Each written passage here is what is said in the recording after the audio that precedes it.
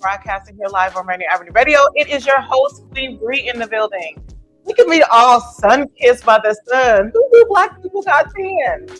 Anyways, I am so excited. Okay. You know what? Little fun fact. When I was growing up, people used to tease me for my skin, making me feel like I was too dark. And when I got older, I'm like, I'm not that dark. So I've been spending my time in the sun to get as dark as they said I was, because black is beautiful, okay? Anyways, that's my little tidbit. Announcement. If you need help getting around this traffic during the World Cup, King County Metro is offering free shuttles on game days, with all details at kingcounty.gov/Metro SEA 26. I was just making sure that wasn't an L. Oh, it's the Metro. Okay, let me say that again. kingcounty.gov/Metro-CEA. All right. If you love our shows and you love Rainier Avenue Radio, we are asking for you to donate at on Venmo at Rainier Avenue Radio, or RainierAvenueRadio.world/donate. So if you love these shows, your donation helps keep this going and helps us elevate our shows, like with our new cheers. Also, this Saturday, I cannot believe it is already time. Clean Greens is having a seasoning opener. Please join us for our seasoning opener this Saturday, 11 a.m. to 3 p.m. at Spruce Parks in Seattle. We have a fantastic time ahead of us. We have Michael Powers in the building. We have DJ Guy in the building, and we are just going to be here having some community fun. You can come and you can pick up your fresh organic produce, because the farm will be open for the season. If you have not heard, we have a CSA program, which is a community supported agriculture. You can buy your produce up front and we grow it for you over, during the season. So for the next 16 weeks, our CSAs will be picking up their farm fresh produce every week. It is not too late. You can go sign up at www.cleangreensfarmmarket.com. And if you have any questions, you can reach me at blackdollarcleangreens@gmail.com. So I know I said that a little fast. So you can sign up for your CSAs at www.cleangreensfarmmarket.com, or you can email me with any questions at blackdollarcleangreens@gmail.com to get a CSA. We also will be signing children up for our youth program at our season opener. So if you didn't know, Clean Greens has a youth program where we meet with kids from ages 5 to 19 in our youth garden located behind the Amy Yee tennis court. We meet with them every Saturday from 11 a.m. to 2 p.m. and we learn about farming, agriculture, community. There's some new things, some new elements I want to add in this year. So we'll see, and you come sign up and see if that happens. And if you want to volunteer at our community garden, you can always reach out to me at blackdollarcleangreens@gmail.com. All right. Okay, listen, can I take a moment to just celebrate myself that I only had one snafu? I am getting better and better every week, okay, with these announcements. Anyway, okay? And coming up this weekend, you guys, Juneteenth was this past weekend, and I don't know about you, but I had some fun. And I felt like it's the most fun I had in a long time, but usually I don't get out in crowds like that. But it was so fun celebrating with my people at the Jimi Hendrix Park. I got to celebrate my friend Deontay, who is the Grand Marshal in the Pride Parade this coming Sunday. We celebrated him at the Mariners game. They highlighted him and his accomplishments. So shout out to my bestie, Deontay. I am so proud of you. Keep going. And then I ended the night celebrating another phenomenal woman singing. Oh, my daughter did perform at the Jimi Hendrix. I got to say that girl is on fire. Okay. Her and her friends, Isaiah and Jada, did an amazing job. And then later on, I got to see Araya perform, who is an amazing artist as well. And her mom sang that house down, y'all. So this weekend was amazing. And then, sorry, one more thing. I got to, yes, look at that. Oh, look. my little skills. I got a little social media skills. I haven't posted this yet, but I did go canvass the neighborhood for Jalen Scott. We had Jalen Scott on our show a while back, who was running for 37th district for state representative, 37th district. Jalen is amazing. You know, at first I was scared to do this door-to-door knocking. It brought me back. It triggered me a little bit back in my days when, you know, I used to go witnessing to people to invite them into Jesus Christ our Lord. However, I had an amazing time. It was nice to see someone at work. Jalen, listen, Jalen's y'all's girl. Like, you know, watching her out there and even coming across people who don't agree with Jalen's politics, and they're having a conversation. It was just nice to get out and to see Jalen not back down for what Jalen believes in. Jalen is about our community. Jalen is about everyone and is willing to hear you. So if you are opposed of what Jalen is running for, Jalen will sit there and listen to you and won't fold. She will not fold from what she believes in, but she is willing to hear and see how she can make it work for everyone, not just one side of the aisle. She wants everyone. It takes a community. So please, primaries are coming up in August. Don't forget to vote. I don't know if it's too late to register because I'm not in that specter. However, look it up. And if you are registered to vote, please make sure that you are front and center August 4th to vote for Jalen. All right. I am excited to have my guests on. We have one of Seattle's finest rap artists in the building. We got Bsea in the building, Brandon Clark. Everybody welcome in Brandon Clark. What's up, Brandon? How are you? I'm doing well. Good. For having me. No problem. It's so crazy to see you here in person. I've known you for years, and you don't even know me because I know your son's mother, and so I know your son, and I know all that. So, and I've been seeing your music with your brother. So it's cool to have you in the building to talk about your music and meet you in person. Finally, it's an honor. It's an honor. How does that feel to know like people know you, but you don't know them? It's kind of crazy. It gives you that feel like, you know, like your mom. Like you get around her older friends. It's like, I held you when you was a baby. It's kind of that feeling. My son showed me that the other day, and he was like, people be saying this to me. Like, what does that even mean? Right. Okay, but we're here to talk about your music. Listen to your music, been watching you perform for years. Music is amazing. Thank you also was on Fresh Juice was it last week? Last week, That was good. That was awesome experience. That was good. Nice. Yeah, that was my first time like doing something like that. And D-Money and Patrolman, they just great hosts, man. They made it feel like a family-oriented place. Shout out Cherry G. We just had fun. Nice. We didn't have to be so serious. We had some fun. Good. And for those of you guys who do not know, Fresh Juice is an amazing podcast show that is broadcasted here on Rainier Avenue Radio on what days too? Wednesdays. And it's at 11, right? 9 to 11. Sorry, I gotta look. I can't remember everything. Okay, from 9 to 11 on Wednesdays.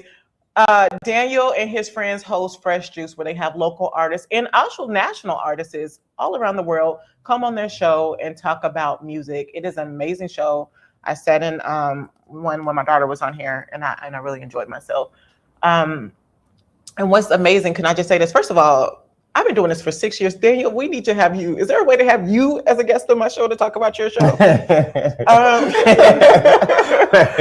is in the background doing stuff. He is all American. He's doing all kinds of work in the background. I think he has his own show. And what's so funny to me is Daniel's so quiet. Yeah. But when he get on his show, he's lit. He's lit. It is hilarious. I love to see it. Anyways, back to you, Bsea. So tell us about your journey to music. How did you get started? Got started at a young age. Just loving the different genres of music my family would play around me. Mm-hmm. Kind of started off with just like a lot of R&B because, you know, back then you couldn't listen to explicit music. Yeah. So there was a lot of R&B in the house. I grew up loving poetry. So before I knew that I was going to be an artist, like I found a love for poetry. I was able to write down my emotions, my experiences through the art form of just poetry. So I used to have all these composition books. Or any piece of paper I can get my hands on, I would write my feelings down or my experiences down. And that became a way for me to like kind of get my feelings and my experiences on paper when I couldn't vocalize it. Mm-hmm. And then I had my brother and my cousin Tasha. They would freestyle and do their own little thing, like music references over beats and stuff before we could actually go record. I used to just watch them growing up, just freestyling. Like a beat can come on and they would just start forming their words together. Sometimes it'd be funny, sometimes it'd be like really thought provoking. It's like, oh, so I like this, kind of like this. And then growing up seeing like artists, I got my hip hop side from my brother. Like there was a CD shop down in by Rainier Beach by Maya's. I don't know what it was called, but we used to go get CDs before they hit the store. Oh, like, nice. Like No Limit CDs, like all the underground rap. So my mom didn't know we was listening to all this music. And I started just to hear how all these artists were putting together like what they were going through on beat, you know? So that's kind of where I found my love for music. I made my first recording at my dad's house. My stepbrothers and my cousins, they had their own studio set up at home. Nice. So I still was kind of shy back then. I wasn't like, my first love was basketball. So I was doing that a lot more than showing people I could do music too. And I would go over there and see them guys record. And they would try to encourage me to do it, but I was still shy. I would just kind of, I've always been an observer. So I would just observe, like just kind of see where I could fit into the equation before I put myself into it. And over time, I gained the confidence. I did my first recording at my dad's house. We didn't put the music out because I guess I didn't know any direction as far as getting it published and put out. So we just had archives of music. I got a lot of experience from over there. And then I did my first like actual recording that we like around high school with my guy KD, my friend Marcus Allen. We all went over to his house. He lives in Skyway, but his dad was really involved into music. So they had a more professional studio. And we did our first song where he actually burnt onto a disc and gave it back to us. So oh, nice. That was a big jump from just having music in the computer to, you know, actually having a hard copy of it. And then still not knowing any direction, still not knowing that I was going to be an artist. I was still playing basketball around that time. Tried out I played in my high school for Rainier Beach. I'm class of 07, so I made it my junior year. I got cut my senior year. And I've always been good in basketball, but me showing up and being my support system in my crowd. And I performed better when they were there, but when they wasn't, it was kind of like, kind of made me like not as confident. And it wasn't that they didn't support me, it's just something that I didn't realize I was relying on to bring out my superhero powers, like on the bigger stage. Because like in a pickup game at LA Fitness, something like that, I kill. And on a blacktop, I play my best. But like on the bigger stages, I was like, because I would see everybody else with their family there, so it kind of made me want to, you know, have them there. But it seemed like every basketball door that I tried to pursue, it kind of just like deterred me away from it actually growing in my journey. But whenever I applied myself to the music, another door will open. Nice. So as I matured, I just, you know, going through life, I kind of started to accept it. I was still kind of afraid to tell people I'm a rapper because there's like a bad association to rappers. Yeah, there is. There's a terrible association. Yeah. And I like to think of myself more of a music artist than rapper, even though I do rap, but I'm versatile with my songs. Like it's not just, I'm not giving a bad example of just a false narrative. Like my music is mainly about what I've gone through, my experiences, or what I'm observing around me or in the world. And then I still put it out in a way that you can receive it. You can play it around your family, kids. So I like to consider it like a good spiritual vibe. Like it's something like that's for the soul. I love that. I'm not trying to be like nobody else. I'm giving it how I feel it. Following your passion. Yeah. You know what? You said a few things that I hope I can remember to touch on because, okay, what, you know how you said your mom's, not your mom, but I'm assuming mom, and we couldn't listen to explicit music. Like what was explicit back then? Because I remember I was like in 5th grade and Silk came on, Let Me Look You Up, and I'm on in the car like, and my mom was like, what did you just say? Like what? I was banned from ever listening to that. So like, that's exactly what it was. Okay. I guess it was music that could make someone in their youth grow up more mentally than our parents would have liked us to. Yeah. Because you know, like we couldn't be involved in adult conversations back then. If even if our mom and dad was wrong about something they did, we couldn't vocalize it. No. That was considered being grown. Disrespectful. Yeah, so all those things kind of like it was like this certain shelter that they kept us away from our hearing or whatever experiencing. So like even with movies, like there's certain movies they would let us watch. You know what? I didn't have that. That's weird because I didn't have that with movies. My mom would plop on anything. Yeah. I mean, and she'd be like, sex is wrong, don't have sex. And I'm watching these people enjoy sex on these movies. But that's neither here nor there. But I didn't have that, which is weird. But the music, she was like, oh, hell no.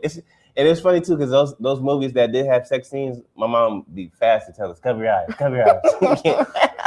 I don't want you seeing this part. Yeah. Don't be peeking. Right. It was so fun growing up in the 90s, late 2000s. Yeah. And then you talk about how shy you were. Yep. But here you are out here, like you have been going hard in the paint since I've known about you. So how did you work through that shyness? Like I kind of started breaking out of it like in high school, like after like close to me graduating. Of course, making more friends, getting a little more popular. Just naturally, I naturally have a love and like for people. Like I like to give back and do more for people than I probably do for my own self. So that's kind of one of my superhero powers. But I think after my mom and my dad passed, like I remember feeling like I hit rock bottom, like outside of my son Elson, like keeping me motivated to keep progressing and moving forward. God kind of gave me that ultimatum, like, you know, you can either sink or swim. Because I was feeling low. I didn't know how low I was feeling until like friends started evaporating, started getting more distance from family, like, and I'm distant from even knowing myself. So still, again, music was the only thing that I kept pursuing. Like, no matter what, I was writing. Even when I wasn't recording, I was writing. I was going on YouTube, finding beats, and recording myself rap the beat in my car for hours. Like times I didn't have my son with me, I'd be in the car just writing songs. And then I felt myself kind of getting better at that. And I feel like God was still giving me an opportunity to be something more than just being the father for my son, like to still save what was left in me.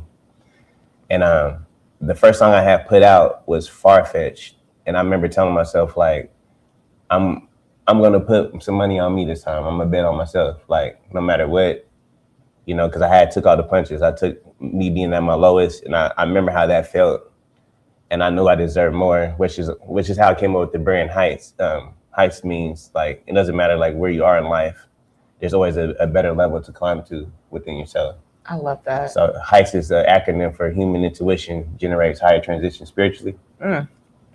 And it's something that I instill into my son, you know, just you gotta have a positive mindset. Like you're gonna have bad days, you're gonna have terrible days, you're gonna have good days. But it really, the next few minutes after that occurrence, it really depends on how you respond to it. Yeah. And if you just keep climbing, you always see something brighter. So as I started just trusting in myself, and when I was really vulnerable to put out Far-Fetched, because I'm really being open about my transition when I was going through. And then I remember telling myself, like, I really love music. Like I could do this if nobody wasn't even paying attention back then. I didn't have no followers on the DSPs, on Spotify, on Apple, even on IG. I had followers, but nobody paying attention to the music. So, but I felt satisfied within. So I was like, oh, this is something I really enjoy doing. Like I could really see myself doing this. I've been doing it forever, but I could really take it serious. And it just grew from there. I never gave up. Like I feel like my mom and my dad was the worst thing I had to overcome. Yeah. And that was the toughest battle. So I was like, if I can get to this level, and I know they're not gone, they're physically not here, but because I had experiences where they've shown their presence to me from the afterlife. Yeah. So I know they're here, but that's what encouraged me to just keep going. Oh, I love that. Oh, so I got this fire inside of me where I'm not gonna quit. Like I can't quit. I got my son. Man, damn it, and that because I want to cry, but I can't even cry. My mama wouldn't let me cry. I just sit there in the tear gas. That was beautiful. No. Okay. Before shut up, Daniel. I'm just playing, but no, for real. No, that was beautiful, especially when you talk about how, because you know we always think death means the end, but it's like it's not. It's just a new transition. And I know that could have been hard being there without your parents. I mean, being here without your parents. And you talked about when you were playing basketball, you really relied on your family's presence. How did you break through to continue to go without that presence being there? Because my brother, he's a big inspiration in my life, and he said something to me one day, and it stuck with me. He was like, "Nobody's gonna come save you," and he didn't mean it in a harsh way. No, for I think real. I was too immature to receive it back then when he said it, but it was something that he says to this day. Like, nobody don't care, nobody's gonna come save you, and it really is true. Like, you have people that care for you. It's kind of like a double entendre. Yeah. Like, people do care for you, but like what you're going through, what you have to get up to do to make sure you got your bills paid. Like, those things people are not gonna care about, because we all are subjected to some of the same things. Like, we have to sustain Everybody a life. We all got our own stuff that we're worried about or trying to progress through or trying to make happen, whatever the case may be. So we're kind of all dealt the same hand in different ways. Yeah. But it stuck with me, and I was like, as I started to heal, I started to receive it a lot better. And you can't make excuses for the life you want if you're not putting effort into making it happen. You know what, you better preach, okay? Okay, wait, what did you just say before then? Shoot, now I done threw myself off, because I'm like, that was a word, okay? Good Lord. But yeah, so tell us about Heights. I love that. Like, that is, go ahead, tell us about Heights. So it was funny because I've been designing clothes since high school with my guy Brandon. His name is Brandon too. Mark, Ford, Brian. We all were a clique in high school, and I still got love for these guys to this day. We still talk when we can, but we all started like designing when we were very young. We were just doing fabric paint, and it got so popular in that short amount of time where we started designing clothes for people at our school and from different high schools. Nice. So, and then my mom and my dad, they always kept me and my brother like laced and geared up.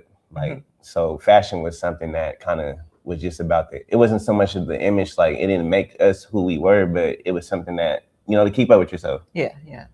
So I always knew like I wanted to design. And when I came up with Heights, it was after my mom and my dad, like literally, because my mom died 2010, my dad passed 2013, and the vision came clear after my dad passed. It was like, that's when I was realizing like, okay, I'm climbing out of this hole. And I was just thinking like, okay, what do I want to do to keep me motivated?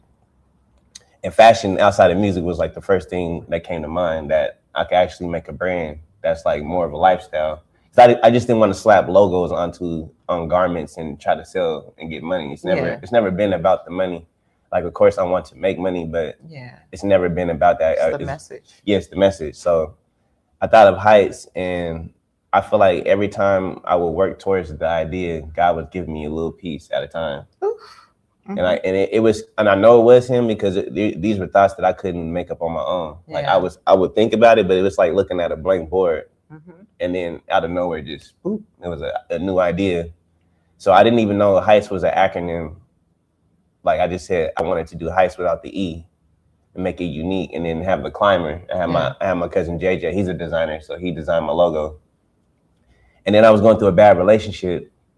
One day I was in my room just writing. I was going through a terrible relationship, and I was literally writing a song, and God sent, I swear, he put in my head, human intuition generates high transition spiritually. I love like it. as I'm writing, you ain't got to. I believe it. As I'm writing, and I'm like, and I was sitting there stuck, like, because it didn't feel like a rap lyric. And I was like, and I kept saying it over and over, and then each letter started to sound like make sense and register to the brand. I was like, no, he didn't just put that in my head, and it went cohesive to the brand. So that's how Heights came about, and I've been pushing it for more than 5+ years, like seriously. And I just been trying to brand it. I do hoodies, I do t-shirts. I'm getting more into like fashionable garments, like, streetwear, casual attire. But I wanted people to understand the brand first before they indulge in all the creative and exclusive stuff I want to put out. Nice. Okay. Well, we came to time. That was quick. I have to have That you was- back. yeah, Yeah, that I was have to have you quick. back because I want to talk more about a lot of your experience with the healing of your parents, if Yeah. that's okay. Oh no, I would love that. But I do want to. Where can people find your music, and where can people find Um, Heights? I'm on all DSPs. You can find me on Apple, Spotify, Tidal, anything that you stream on under Bsea. And then I also have a website. It's called Bsea Hokage, which is spelled BSEAHOKAGE.com. And on there, I got my albums on there. They're offer based, so there's not a set price. You can throw $1 on there if you want a copy of your own. And if you send me the purchase, I'll send you merch. But there's also merch on there for you guys to indulge in and buy. But it's offer based, just no price. You can go on there. But if you want to just stream it, also you have access to all the DSPs too. All right. Well, thanks for joining us. Thank I you, mean, Bree. I learned so much. Oh my yeah, no God. problem. I can't wait to have you back on. Yeah. You guys, please check out BC. Yeah, Bsea. Bsea. SEA, that's what threw me off. Sorry. No, you can't. And he will definitely be back to continue our conversation on. Hope you guys enjoy the beautiful weather and tune back in next week on Clean Greens Living. Thank you.